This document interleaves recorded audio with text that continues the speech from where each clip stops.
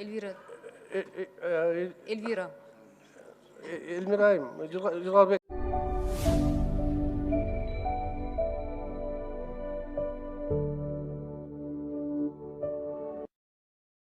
Айтсаңыздар, Сокулук районунда билесиздер, жыл массивтер көп, новостройкалар көп. Ошо келечекте перспективада ошолорду айыл категориясына өткөрүү жалпы маселеси өкмөттө каралып жатабы? Ал боюнча урматтуу Эльвира. Эльвира. Эльмирайым, Жылгалбековна, просто бул жерде мен кабарым бар, мына буквально өткөн жумадагы ушул маселе боюнча Эльвира Жылгалбековна биз карап чыктык. Бүгүн шаарга кошуу маселесине 49 калктуу конушту. 47 калктуу конушту. Ал боюнча мекемелер аралык комиссия иштеп атат. Комиссияны мен ушу жергиликтүү өз алдынча башкаруу боюнча тейлей турган орун басарым мына жанында отурат. Бул киши башкарат. Андан сырткары көп жерлерде баягы азыркы айтылган трансформация маселеси. Калктуу конуштарда баягы трансформация кылынбаган жерлер. Ал боюнча комиссия иштеп атат. Вот ушул жакын күндөрдө Бишкек мэрияда каралат ал маселе. Кечээ вице-премьер-министр Боронов Сокулуктагы, Новопавловкадагы Ак Өрдө конушунун жашоочулары менен жолугушуптур. Анан ошол жерден трансформация боюнча өкмөттө каралып жатат. Бул маселени мыйзамды алып келип чыгарабыз деп айтып атат да. Тагыраак маалымат берип коесуздарбы? Бул мен ойлойм, бул Ак Өрдө гана эмес, башка конуштар боюнча дагы, башка жерлер боюнча дагы анткени чүйдө эң чоң трансформация керек маселелери айыл конуштары бул территориялар жалпы Аламедин жана Сокулук районунда. Ошондо кандай пландар болуп атат? Ак Өрдө боюнча азыр сурооңузга биз ушул баягы митингдер болбодубу? Алар бүгүн да чогулатыптыр, ошо бизди келиңизчи деп чакырып Ошол атышат. күнү барып, эми негизинен ал жердеги маселе биздин баягы айттым мен трансформация маселеси. Ал бизге тиешеси жок, бирок биз барып мониторинг жүргүздүк да. Ушул мониторинг жүргүзүп чыкканыбызда ал жерде эми суранып атат азыр фонд кайра бөлүштүрүү. Менин билишимче, айыл чарба министрлигинде азыр каралып жатат. Ал жерде 18 гектар жер тилкесине социалдык багыттагы курулуштарды куруу үчүн трансформация маселеси көтөрүлүп атат. Бул 271-295 жана Байнантоновкада контурбу? Ооба. Ошол каралып атабы? Же жалпы Сокулук боюнча трансформацияланып турган территориялар? Новопавловка боюнча, Эльвира Жылгалбековна, Новопавловка боюнча мына бизде ар бир контурда канча жери бар, канчасы трансформация болот. Ушул боюнча так маалымат бар. Мен сизге кат жүзүндө берип коеюн. Берип коесуздарбы мага, э? Макул. Жалпы административдик территориалдык реформанын башталышына мына 2 жылдан бери айтып келе жатабыз. Азыр кайсы стадияда болуп атасыздар?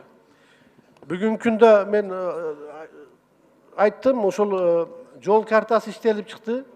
Бүт мамлекеттик органдардын өкүлдөрү кирген жумуш топ бар. Жумуш топтун жетекчиси биринчи вице-премьер Боронов. Жол картасы иштелип чыгып, бүгүнкү күндө анализдер жүргүзүлүп атат. Ошол эле мезгилде ошол АТР боюнча мен дагы кайталап коеюн, 304 айылга 149 айыл өкмөттү кыскартыруу боюнча маселе келип түшкөн. Андан сырткары Бирок райондор боюнча, облустар боюнча дагы бир топ сунуштар бар. Алар боюнча анализ жүргүзүлүп, азыр иш алып кетип атат.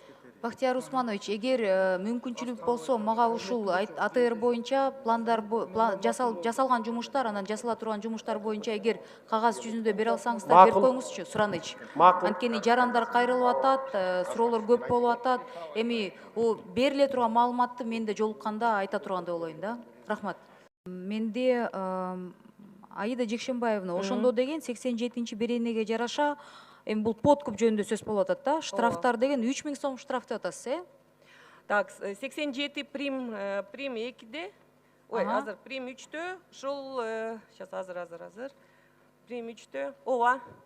Бул шайлоочуга тиешелүү берене. Эгер шайлоочу добушун сатты деген маалымат келгендеби же по факту кармалгандабы же бул кандай? Далилдөөсү кандай болот? Биринчиден ушундай бир маалымат түшсө, бул маалымат ЕРППге кирип калат. Анан процедураларды уже МВДге тиешелүү процедураларды аныктоо, иликтөө процедураларды уже МВДге. Анда укук коргоо органдары айтып койгулачы, по факту кантип далилдейсиздер шайлоочу акча алды дегенде, ошондо кантип штраф салынат? Сам процесс. Не штраф салуу, а кантип далилдейбиз да? Кантип далилденет сөздүн ачыгы? Мына азыр шайлоочулар угуп жатат да. Подкуп болду деп информация келди. По факту бул кандай? Видео тартылабы, сүрөткө түшүп калабы, же кандай? Же акчаны деген маркировать этип атай мындай немелери болобу? Кандайча да? Кантип далилдейсиздер? Урматтуу Жапарарыңыз. Элвира Жыргалбековна. Сиз туура айтып атасыз. Микрофонду жакыныраак алып алыңызчы, Сураныч. Жакыныраак угулбай атат да. Берде маалымат түшкөндөн кийин бул бирдик реестрге катталат. Ошондон тергөө амалдары башталат да. Сиз азыр ачык айкын айтып бербейсизби? Кантип далилдейсиздер да? Видео подтверждение керекпи? Видео, фото, видео ошолор тасмалар болсо ошолорду. Же бирөө келип туруп кечөө сизге 1000 сом берди деп заявление жазса, ошентип барып ошол сөздүн аркасы ошол сөзгө ишенип эле барып камап коесуздарбы? Штраф салып коесуздарбы? Жок, бул штраф сот аркылуу салынат. Доказательство эмне болот? Только видео, Доказательство аза биз ошо сиз айткандай видео байкоо, фото, видео ошолор же сурак допростор менен, очный ставкалар ошол менен тактап туруп анан только сотко мындай кайрылуулар ар кайсы булактардан түшүшү мүмкүн. Бирок ушул укук коргоо органдор өзлөрүнүн өзлөрүнүн жанакы процедуралары боюнча ошо аныктоо, иликтөөнү өзлөрү жасап, анан сотко. Эмнеге менин убактым кетип атат? Мен сүйлөгөн жокмун да. 10 секундум кетип калды. 10 секундуңуз кетип калды, мен да байкап калдым, кошуп беребиз. Улантып бериңиз, Аида Жекшенбаевна.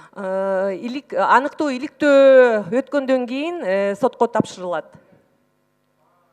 То есть азыр процедуралар мындай жазыла элекпи? По факту.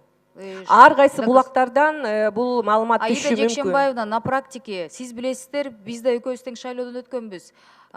Жалган маалымат менен жөн эле штраф салынып калбасын, бул да жарандар таарынып калбасын кийин да, ошон үчүн сурап атам да.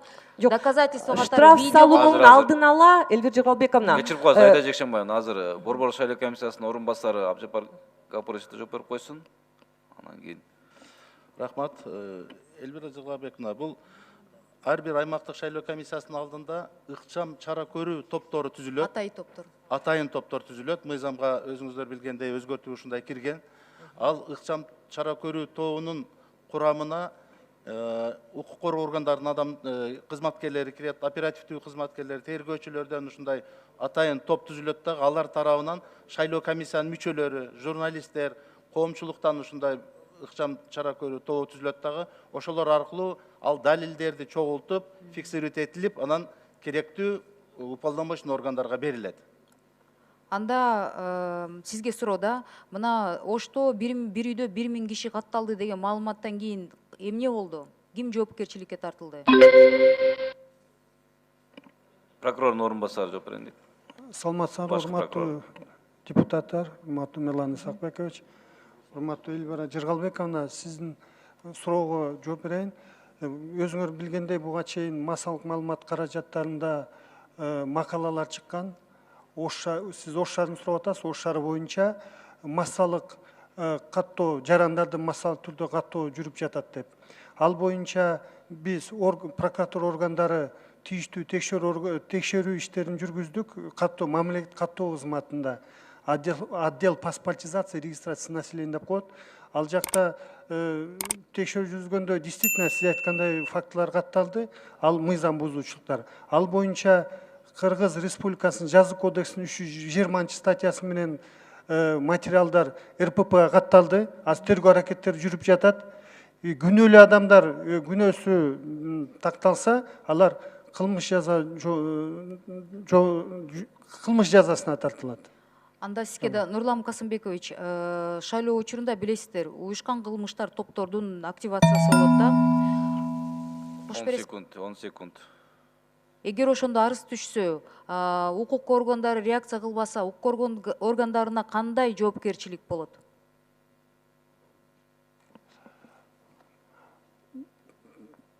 Реакция болот да шайлоо мыйзамдарына жазылып турат да кандай арыз түшсө кандай эмне иш кылыш керек.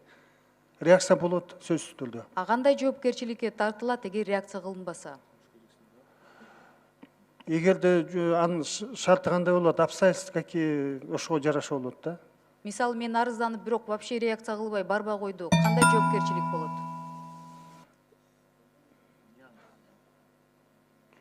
Ал бир арыз кандай эме мааниде эле. 10 секунд берип коюңуздар. Жана да Эгер убакыт кетип калган. Эгер уюшкан кылмыш топтору мени кандидат катары коркутса, мен бирок деген арыздансам, милиция реакция кылбаса, прокуратура реакция кылбаса, жоопкерчилик кандай аларда болот? Ал факты боюнча сөзсүз түрдө служебный расследование жүргүзүлөт, анын жыйынтыгы менен чечим кабыл алынат. Жоопкерчилик кандай болот? Служебный расследование жыйынтыгы боюнча аныкталат да. Мыйзамда каралгандай, за действие, бездействие жоопкерчиликтер бар да, ошону айтып атат да. Кылмыш. Может дисциплинарное наказание, может уголовное наказание. Тут, да. Рахмат. Кезектеги сөз. Милан Айда Сапекович, Жекшенбаева. 87 прим 3 беренесине да кошумча бар. Бул эскертүү, ушул беренеде каралган жосунду жасаган адам, эгерде бул адам шайлоо укугун ишке ашырууга акча каражаттары жана материалдык баалуулуктар таратылган жөнүндө өз ыктыяры менен билдирсе, жоопкерчиликтен бошотулат. Биз ушундай дагы эскертүү киргизип атабыз. Бул 87 прим 3 беренесине.